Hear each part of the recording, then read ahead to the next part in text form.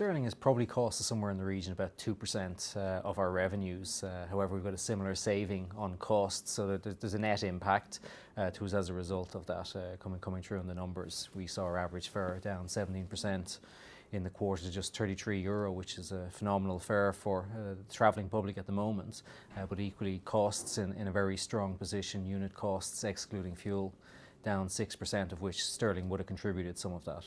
And in the current quarter, fares will continue to fall at that sort of rate? Yeah, we're anticipating fares will be down as much as another 15% in the current quarter. We're going to grow our passengers by about another 9%. There is no Easter in this quarter. There was in the same time last year. So based on the visibility that we have, we think we'll be down approximately up to 15% for the remainder of the year. Now, you've been quite clear since the referendum, since the Brexit vote, that you're going to shift capacity away from the UK into other destinations. Well, I suppose, Ian, what we've said is that we're not going to grow as rapidly as we might otherwise have done. We haven't said we're going to actually move capacity, but we won't grow as quickly. So the terminology we moved was that we would pivot some of our growth away. So where we see opportunities in the UK, such as the recent announcement of the extension of our Stansted deal, which will see us carry 20 million customers into Stansted next year, we'll clearly take advantage of those opportunities. But we mightn't grow as quickly as we might otherwise have done, which means with 15% market share and ambitions to grow to 200 million customers, which is about 23% market share in Europe, the UK mightn't get as much of that pie as they otherwise would have done. Now, in the statement today, you also mentioned that you've had a slight slip in punctuality, and you're putting that down to people abusing the 2 free carry-on allowance. Yeah, I mean, the biggest reasons for the reduction in punctuality over the winter have been ongoing air traffic control disruptions due to staffing and slot delays, ATC strikes and adverse weather. But a small portion of the impact on our punctuality as well is, unfortunately, people are starting to abuse our 2-bag on-board rule.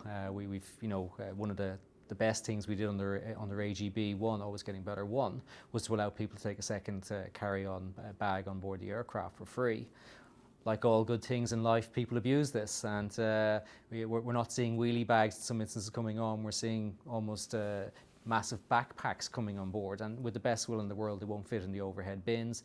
This leads to delays at the gates. It leads to a number of bags having to be taken off before we take off, which can delay the departure. So we're saying to our customers, please play by the rules. It's good for everybody. It works really well, and we'd like to retain it as is. But if people continue to abuse the rules, then we'll have to look at the 2 bags on board the aircraft. You can't blame people when you're charging them to book luggage into the hold, can you? No, what we do for people is that we offer to take the bag off them at the gate and put it into the hold. And we've been very clear, you can have a 10-kilo bag on board, a wheelie bag on board the aircraft. As I said, a lot of people are bringing 2-3 times the size of a wheelie bag on board the aircraft. We've got very good baggage fares. Our average cost of our average fare in the last quarter was €33, and that includes a bag. Now, that's tremendous value, and if people want to go off and bundle a number of other packages in the form of our Leisure Plus or our Business Plus, where they get fast track, priority boarding, 20-kilo bags, well, they can do that as well at very competitive levels. The one thing we are good at is offering people very good value, and on the bags as well as on the actual fares themselves. Oil price is fairly steady right now. Yeah, I mean, the OPEC production cuts announced last November seem to be sticking.